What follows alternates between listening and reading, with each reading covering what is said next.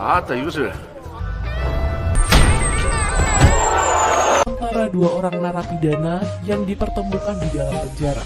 Seperti apa filmnya? Cus langsung saja kita melebur ke ceritanya. Film dimulai dengan para tahanan di penjara yang sedang mengadakan pertarungan adu tampar. Pertarungan ini juga sebagai bukti tahanan siapa yang paling kuat. Di antara para tahanan, ada seorang tahanan bertubuh mungil yang bernama Jo Hyun So. Meski postur tubuhnya tidak sebesar kebanyakan tahanan lainnya, Jo Hyun So dengan sukarela mengikuti pertarungan ini. Terlihat Jo Hyun So mampu memberikan perlawanan. Tapi tiba-tiba pertarungan itu berubah curang karena Jo Hyun So menggunakan kursi untuk melawan.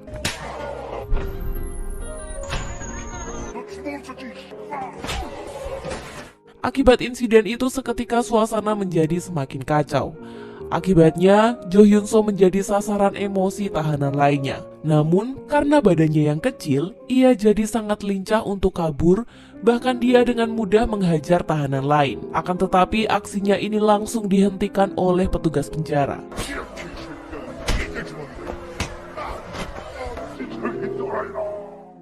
Di sisi lain, salah satu tahanan bernama Han Jae-ho mulai kagum dengan Jo Hyun So. Han Jae-ho ini bukan tahanan biasa. Ia seorang petinggi mafia yang berkuasa di Korea Selatan. Dia juga orang yang mengontrol peredaran rokok di penjara ini. Karena reputasinya itu membuat semua orang menjadi menghormatinya. Bahkan petugas penjara menjadi teman baik Han Jae-ho karena sering menerima uang suap. Han Jae-ho jadi punya banyak pengikut di penjara, bahkan di sel dia memiliki fasilitas yang tidak dimiliki tahanan lain. Tak lama kemudian penjara kedatangan tahanan baru dan dia bernama Kim Sung Han. Ia adalah seorang petinggi mafia. Kedatangan Sung Han membuat tahanan lain menjadi pengikutnya. Bahkan Han Jae-ho juga mulai mendekatinya untuk mengajak bisnis pengedaran rokok di penjara. Akhirnya kedua mafia itu bernegosiasi dan mencari kesepakatan. Keuntungan yang ditawarkan adalah 50-50. Tapi Sung Han menolak tawaran itu yang berarti Han Jae-ho menyatakan perang terhadap Sung Han. 지금 전쟁하면 누가 이길 것 같습니까? 마사지 한번 가시든지요. Tak lama setelah itu, Han Jae-ho mendapatkan informasi kalau anak buahnya telah ditangkap oleh petugas. Dan tentu saja itu membuat Han Jae-ho langsung pergi ke sana. Ternyata, kepala keamanan telah menerima lebih banyak uang dari Sung Han dan membuat Han Jae-ho tidak berkuasa lagi seperti dulu. Dia pun tak terima dan langsung dihajar oleh petugas yang kemudian dibawa ke ruang isolasi. Kini, Sung Han lah yang berkuasa di penjara dan menggantikan posisi Han Jae-ho. Di sisi lain, Jo Hyun So yang berhasil keluar dari ruang isolasi tak sengaja berpapasan dengan anak buah Sung Han yang terlihat membawa pisau yang berniat untuk membunuh Han Jae-ho. Sontak, Jo Hyun So langsung menghentikan aksi pembunuhan itu dan malah berujung perkelahian. Tak lama kemudian polisi datang dan mengamankan mereka. Setelah kejadian itu, Jo Hyun So kemudian memilih untuk mendatangi sel tahanan Han Jae-ho. Sebagai tanda terima kasih karena sudah menyelamatkan nyawanya, Jo Hyun So diberikan rokok dan dari sinilah mereka mulai merencanakan hal baru. Mereka datang ke kantor kepala keamanan, di mana Jo Hyun So menunjukkan foto penyelundupan rokok di dalam penjara yang ada di HP-nya. Karena takut kepala keamanan, ia langsung menghancurkan HP itu. Namun siapa sangka, ternyata foto-foto itu sudah tersebar ke publik. Di sini, Jo Hyun So mengancam jika permintaannya tidak dipenuhi, maka bukti tersebut akan diberikan ke kejaksaan. 일주일 동안 연락이 없거나 검찰로 넘어갈 겁니다.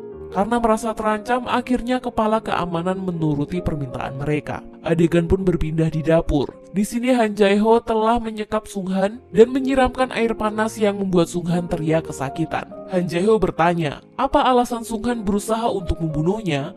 Dan ternyata Sung Han mendapatkan perintah dari Go Byung-chul. Go Byung-chul berjanji akan memberikan Sung Han keuntungan 30% dari bisnisnya jika berhasil membunuh Han Jae-ho. Karena tak percaya dengan omongan Sung Han Jae-ho terus-menerus menyirami tubuh Sung Han dengan air panas hingga tewas. Adegan beralih kepada bos mafia yang bernama Go Byung-chul, yang ternyata dia merupakan bos dari Han Jae-ho.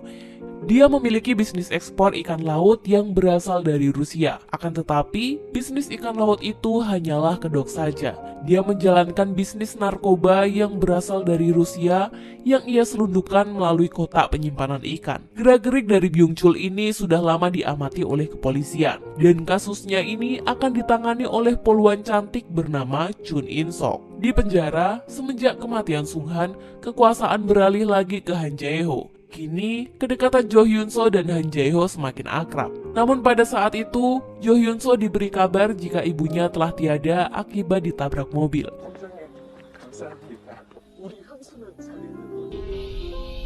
Jo Hyun So ingin meminta izin untuk meninggalkan penjara 1 hari saja demi mengurus pemakaman sang ibu. Sayangnya, permintaannya itu ditolak.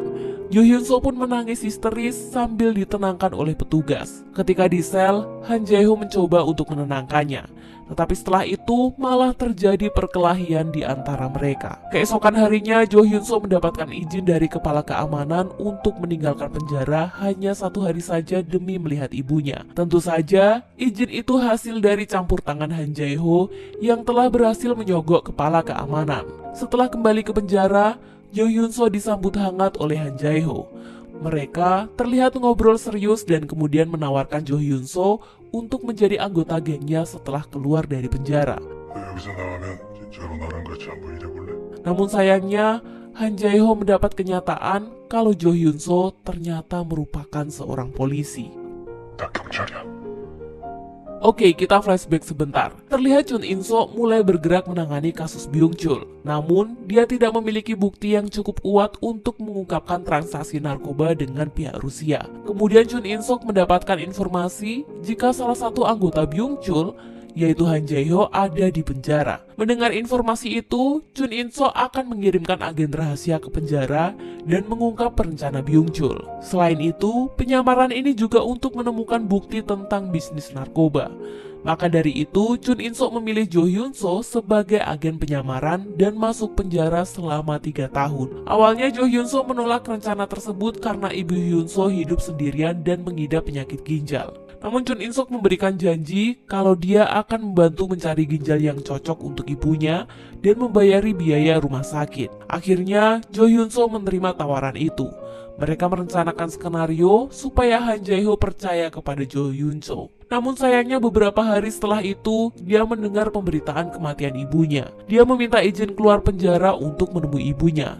Tapi ternyata permintaan itu ditolak. Tapi berkat kebaikan Han Jae-ho yang menyogok pihak kepolisian, dia akhirnya bisa keluar penjara untuk melihat pemakaman ibunya. Dan dari sinilah, Jo Hyun So malah lebih percaya kepada Han Jae-ho daripada pihak kepolisian. Dan karena kepercayaan inilah membuat Jo Hyun So mengaku sebagai seorang polisi kepada Han Jae-ho. Singkat cerita, Han Jae-ho bebas dari penjara. Dia menceritakan semua informasi kepada Go Byung-gap yang juga merupakan salah satu petinggi mafia. Go Byung-gap juga ponakan dari Byung Chul. Di sini Han Jae-ho juga menceritakan jika dia merekrut Jo Hyun So yang seorang polisi untuk bergabung dengan geng mereka. Tapi Byung-gap meragukan keputusan Han Jae-ho karena bisnis ini sangat berbahaya. Tetapi Han Jae-ho percaya kalau Jo Hyun So adalah orang yang baik dan tidak akan melaporkan mereka. Tibalah hari di mana mereka ke penjara untuk menjemput Jo Hyun So yang telah mendapatkan kebebasan. Jo Hyun So disambut konvoi mobil dan diajak untuk makan malam bersama dengan anggota geng lainnya. Ketika makan malam, Jo Hyun So berperilaku sangat angkuh dan ini memicu kemarahan Byung-gap. Ia sengaja mencari masalah bahkan menantangnya. Merasa tak terima, Byung-gap langsung menghampiri Jo Hyun So. Namun, Jo Hyun So langsung mengambil pistolnya dan menodongnya. 형 이거 근데 진짜 중요해요. Keadaan ini menjadi pusat perhatian semua orang dan akhirnya Han Jae-ho menengahi mereka. Di sisi lain, Byung Chul tidak percaya bahwa kematian Sung Han dalam penjara disebabkan oleh serangan jantung. Sebenarnya Byung Chul ingin membunuh Han Jae-ho karena ia tahu jika Han Jae-ho mencoba menguasai bisnisnya. Di tempat lain, Han Jae-ho memberikan misi pertama kepada Jo Hyun So untuk bernegosiasi kepada Choi Dae-hyun, yang dimana ia merupakan seorang penjahat pelabuhan dari bea cukai. Namun sayangnya Jo Hyun So tidak mau bernegosiasi dengan bisnis Choi Dae-hyun, sehingga pertarungan pun terjadi. 백수 확인하시면 저한테 전화줄 겁니다. 딸내미처럼 생겨나가 제가 지금 웃고 있습니까? anak buah dari Choi Dae-hyun datang membantu. Dan tiba-tiba saja pasukan Han Jae-ho dan Byung-chap muncul untuk meramaikan pertarungan. Semenjak bebas dari penjara, Jo Hyun-so menyadari kalau jam tangan yang ia pakai selama ini ternyata alat penyadap dari pihak kepolisian. Kemudian ia menggunakan jam tangan itu untuk memukul Choi Dae-hyun hingga rusak dan mengakibatkan Choi Dae-hyun tewas. Setelah itu, Jo Hyun-so memberikan barang rampasan kepada Byung-chul sesuai kesepakatan. Byung-chul pun memuji hasil kerja keras Jo Hyun-so karena telah berhasil menyelesaikan tugas pertamanya. Malamnya, mereka pergi ke klub malam untuk berbisnis dengan rekan mereka dari Rusia. Mereka duduk di luar agar bisa menikmati suasana dan berencana bertemu dengan bos Rusia. Namun, Jo Hyun-so yang tidak nyaman dengan tempat itu karena terlalu ramai memutuskan untuk berjalan-jalan. Tapi siapa sangka, dia malah ditangkap secara paksa oleh salah satu teman kepolisiannya. Dan polisi itu mencoba memberikan jam tangan pengganti kepada Jo Hyun-so. Namun, ia menolaknya. Setelah itu, tiba-tiba saja terdengar teriakan dari Han Jae-ho yang sedang mencari Jo Hyun-so. Untuk menghindari kecurigaan, Jo Hyun-so dengan sengaja memukul teman polisinya. Setelah kejadian itu, Jo Hyun-so menceritakan kepada Han Jae-ho kalau orang tadi itu seorang polisi yang juga lagi mencari informasi tentangnya. Han Jae-ho yang merasa ragu dengan Jo Hyun-so akhirnya menggeledah seluruh badannya. Apakah ada penyadap lainnya? Setelah itu, Han Jae-ho mengajak Jo Hyun-so ke suatu tempat, yaitu tempat di mana Han Jae-ho memulai bisnis narkoboy. Ia menceritakan bahwa sudah banyak orang yang mengkhianatinya. Bahkan, bos mereka sendiri tidak percaya kepadanya. Keesokan harinya, Han Jae-ho memberitahu Byung-chul kalau mereka akan melakukan transaksi narkoboy jenis baru dengan Rusia. Mereka mengembangkan bisnis ini hingga ke seluruh Korea. Tapi karena transaksi itu jumlahnya besar, pihak kepolisian akan mudah melacak mereka. Han Jae-ho bilang pada Byung-chul kalau ia yang akan menangani transaksi itu. Di sisi lain, Jo Hyun-so sedang mengunjungi makam ibunya, dan tiba-tiba dia diculik oleh sekelompok orang yang membawanya ke suatu tempat. Jo Hyun-so ditanya mengenai Han Jae-ho. Dia bahkan disiram bensin sebagai ancaman. Dan yang mengejutkan lagi, penculiknya adalah Chun In-sok dan anggota kepolisian lainnya. Mereka ingin tahu sejauh mana penyamaran Jo Hyun-so. Jo Hyun-so kemudian membocorkan informasi jika Han Jae-ho akan melakukan transaksi narkoboy kepada Rusia. Namun belum tahu kapan transaksi itu akan dilaksanakan. Jo Hyun-so juga tanya kepada Chun In-sok tentang siapa pelaku yang menabrak ibunya. Namun Chun In-sok memberitahu Jo Hyun-so bahwa kasus itu masih dalam penyelidikan. Setelah pertemuan itu, Jo Hyun-so kembali bertemu dengan Han Jae-ho dan mereka menghabiskan malam bersama, seolah-olah tidak terjadi apa-apa. Beberapa hari kemudian, Chun In-sok terlihat berlari di pagi hari. Setelah itu, Jo Hyun-so memberikan dokumen rahasia tentang transaksi yang akan dilakukan Byung-chul. Malamnya mereka langsung bergerak untuk melakukan transaksi di tempat yang telah disepakati. Di saat para petinggi sudah bertemu, tiba-tiba polisi muncul dan siap untuk menangkap mereka semua. Setelah itu, Chun In-sok meminta untuk membuka peti yang mereka bawa. Namun saat peti dibuka, Chun In-sok kaget karena dia tidak menemukan narkoboy. Yang ia temui malah peralatan mainan dewasa. Rencana polisi untuk mengungkap kasus penyelundupan dan transaksi narkoba telah gagal. Mereka tidak menemukan bukti untuk menangkap Byung-chul dan pihak Rusia. Akhirnya mereka semua pun bisa lolos. Sementara itu di tengah laut, Jo Hyun-so di kapalnya menemukan paket misterius muncul dari air. Paket itu ternyata berisi narkoboy. Jo Hyun-so rupanya sengaja memberikan informasi palsu kepada Chun In-sok karena ia sudah tidak percaya dengan polisi. Ia juga merasa jika kepolisian telah gagal melindungi ibunya dan bahkan tak mengizinkannya untuk melihat ibunya ketika meninggal. Sambil merayakan keberhasilan transaksi itu, terjadi pengkhianatan yang mengejutkan yang mana Byung-chul dibunuh oleh Han Jae-ho. Sementara Byung-gap ikut mengkhianati Byung-chul supaya ia bebas dari kekuasaan pamannya.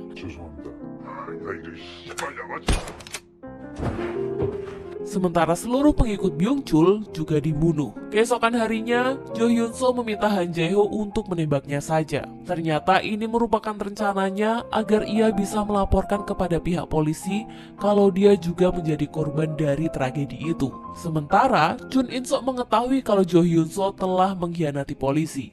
Dia pun memperlihatkan video CCTV yang menunjukkan kalau ibu Jo Hyun-so ditabrak oleh anak buah Han Jae-ho. Dari sini ia mulai sadar jika orang yang dia anggap sahabat telah terlibat dalam kematian ibunya. Sementara itu, anggota geng berkumpul dan menyambut Han Jae-ho sebagai pemimpin baru mereka. Tiba-tiba Han Jae-ho menerima telepon dari Jo Hyun-so yang memberi informasi kalau polisi akan melakukan investigasi. Jo Hyun-so mengaku telah dijebak oleh anggota geng yang mengetahui identitasnya sebagai anggota polisi dan membocorkannya. Jo Hyun-so meminta untuk menjaga barang hasil transaksi mereka, dan ia akan bertemu dengannya nanti malam di tempat biasa. Mendengar kabar itu, akhirnya Han Jae-ho mengajak Byung-gap untuk bertemu terlebih dahulu dan membahas sesuatu. Setelah bertemu, Byung-gap malah dipukuli hingga tewas. 너 이러면 안 돼. 자기야. Setelah membunuh Byung-gap, Han Jae-ho merapikan barang-barangnya dan pergi untuk bertemu Jo Hyun-so. Saat Han Jae-ho tiba di lokasi, dia merasa ada yang janggal. Dia melihat ada mobil asing terparkir di lokasi itu. Di sini Jo Hyun-so langsung mengatakan jika ia sudah tahu jika Han Jae-ho lah yang telah membunuh ibunya. Han Jae-ho kemudian menodongkan pistolnya ke arah Jo Hyun-so karena merasa sudah dihianati. Di sini Han Jae-ho mengakui perbuatannya jika ia yang membunuh ibunya. Tetapi ia tak mampu untuk menembak Jo Hyun-so karena ia masih merasa punya empati dalam hatinya. Jo Hyun-so kemudian duduk dan memberitahu kalau polisi sebentar lagi datang. Dia juga telah menemukan bukti di mobilnya dan polisi akan segera menangkap Han Jae-ho. Tiba-tiba saja mereka mendengar suara dari luar. Han Jae-ho langsung menembaki polisi yang mulai mendekat. Tapi ketika polisi memasuki ruangan, mereka tidak menemukan Han Jae-ho. Jo Hyun-so menunjuk ke arah luar. Ia menunjukkan di mana Han Jae-ho pergi. Polisi langsung bergerak menuju ke arah yang ditunjuk dan mengejarnya.